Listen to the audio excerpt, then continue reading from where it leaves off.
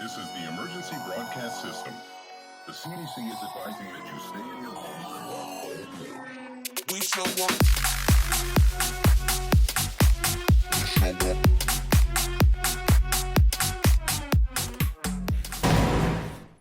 What's going on, everybody? It's your boy Carbon, and today we are here to talk about Call of Duty Black Ops 4, but this video is going to be a little different. I'm sure you guys have been seeing news drop all over the place about Call of Duty Black Ops 4, but I'm here to give you every little detail that I have found out. This is kind of interesting in what Black Ops 4 could have been. If you guys remember, back in late May, Jason Schreier, he dropped a bombshell report that Treyarch will be developing Call of Duty 2020. As mentioned, he would be releasing a behind-the-scenes report on what happened at Treyarch during the development of Call of Duty Black Ops 4, and basically, like, what went wrong. Schreier today posted that full article, which is available to read. And I don't know, I just want to go over some of the stuff and the highlights of the article mentions and what happened during Call of Duty Black Ops 4 development at Treyarch. And here are some highlights of the article. QA had to work extensive hours on the game. Even was told not to party during the game's launch window in order to ensure all aspects were ready for launch.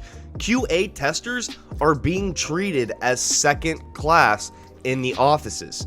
The contractors working at Treyarch have had to work extensive hours for limited pay and did not receive a share of the game's bonus. Also, Black Ops 4's campaign mode was canceled in early 2018. Now, that's not much of big news for people, as we all know that the campaign mode was scrapped to make Blackout. And Black Ops 4 campaign was to be played alongside a friend, a co-op campaign mode. You would pick enemies to battle against and basically work to take down different enemies as the game progressed. It was almost like a 2v2 campaign.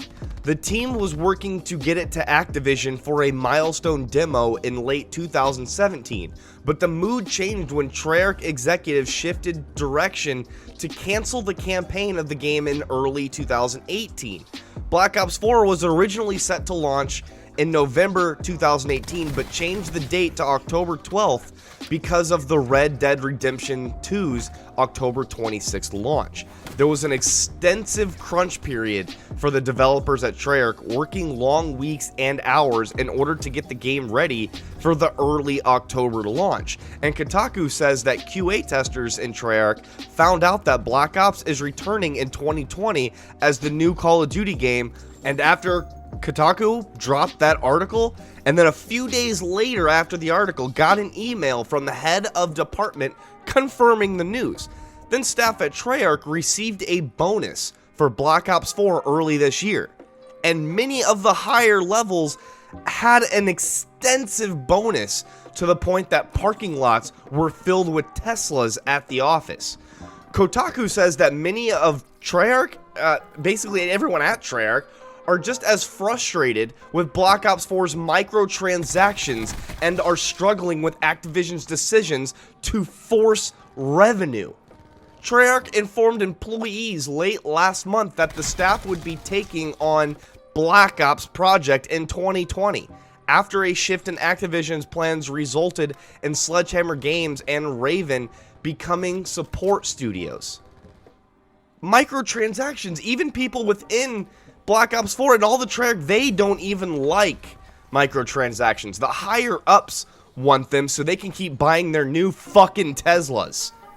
Activision issued a non-answer response to Kotaku about the development crunch at Treyarch, and they quote, "Black Ops 4 represents 3 years of hard work, creativity, and passion from hundreds of talented individuals across Treyarch, Activision studios, and publishing teams, as well as the agency's partners around the world. It represents the culmination of a wide variety of development initiatives, the best of which comprise the game that our fans are playing today." Black Ops 4 represents 3 years of hard work? Like, come on. The team who had created this game are diverse and widespread. It's important to us that everyone working on the game or any of our projects is treated with respect and that their contributions are appreciated. Even if there is ever an instance where this standard is not met, we work to remedy it immediately. We constantly strive to provide a rewarding and fun development environment for everybody. I don't believe them. I do not believe them. That simple line that says, if there is ever an instance where this standard is not met, we work to remedy it immediately. Then what the fuck are these microtransactions? What the hell? And then following this complete report, you know, Kotaku's large report on the horrible work lifestyle environment at Treyarch Studios during the development of Black Ops 4, Treyarch's co-studio head Mark Gordon and Dan Bunting sent a note to the entire Treyarch team about the article. Kotaku's report detailed extensive mistreatment of the QA team and the contractors who work on Call of Duty titles at Treyarch.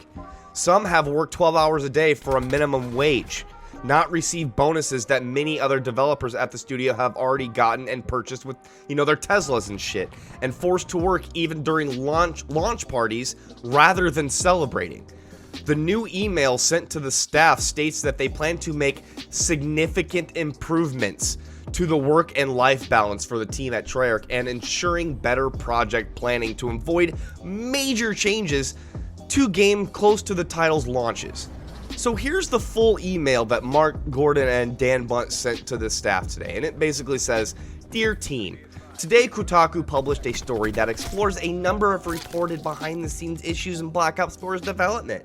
The issue and the most important statement is that we want to make is that the team is that as managers at the studio, we take the well-being of every single individual working here very seriously. We have a vision for the future, blah, blah, blah, blah, blah, blah, blah, blah, blah." Basically, it's a bunch of, we plan on taking care of everybody, but nothing saying that they're gonna, you know, stop feeding themselves all this money, nothing about microtransactions, nothing about actually listening to the community and what we want. Right now, they have their own issues at hand within their own workplace and how they're treating the people who actually make the game. And then maybe they'll worry about the customer. Black Ops, Black Ops, Black Ops, Black Ops. I don't know, this game is starting to get ridiculous. Just the amount of greed that Treyarch is presenting. I remember Black Ops 3. I do. I probably spent over $1,000 within their, you know, their store trying to get all the new weapons, skins, everything else like that. But at least I was getting them towards the beginning of the game. There was so much of a big variety of actually, like, things that people actually wanted to work for. Right now, the only thing I'm working for in this game is the reserve crates to possibly get the new weapons, which I still have not gotten yet, and it's very demotivating, but whatever, I guess. I don't know, man. The fact that this game is coming out next year, that's also going to be Black Ops, really has me concerned that Modern Warfare might have to be good enough for us to play for 2 years so I can completely skip the next Black Ops era. I don't know. I don't know if I want to support it. I don't know what you guys think. Let me know down in the comments what you think about Treyarch right now. Like, they are feeding themselves with this greedy money. They are giving themselves bonuses. They're not giving it to the testers. Testers aren't even allowed to celebrate during launches of anything. They have to keep working. They have to work through their lunches. They have to do all of this stuff because they're being told to, just so the higher ups can get paid. It's a, I don't know, it's a corrupt world, and maybe Treyarch is now one of them. I don't know. Anyway, guys, I hope you've enjoyed this video. I know some of you won't, but that is a pretty good in-depth of, like, what happened with Black Ops 4 and why it seems everything has been so broken. Well, there's our answer. It's because it's broken within the workplace, and until they fix whatever they have going on within their workplace, then they'll worry about the customer, and then and maybe only then will we get what we actually want. A game that we want to play with updates that we actually look forward to, with items that, you know, it doesn't feel like we have to spend an entire year working towards. Anyway, guys, leave a like, leave a subscribe, leave a comment. Let me know what I did wrong. It's your boy Carbon. Ha, peace. We show up in the party, flyer than everybody. We show up in the party, flyer than everybody. We show up in the party, flyer than everybody. We show up in the party, flyer than everybody. We show up in the party, flyer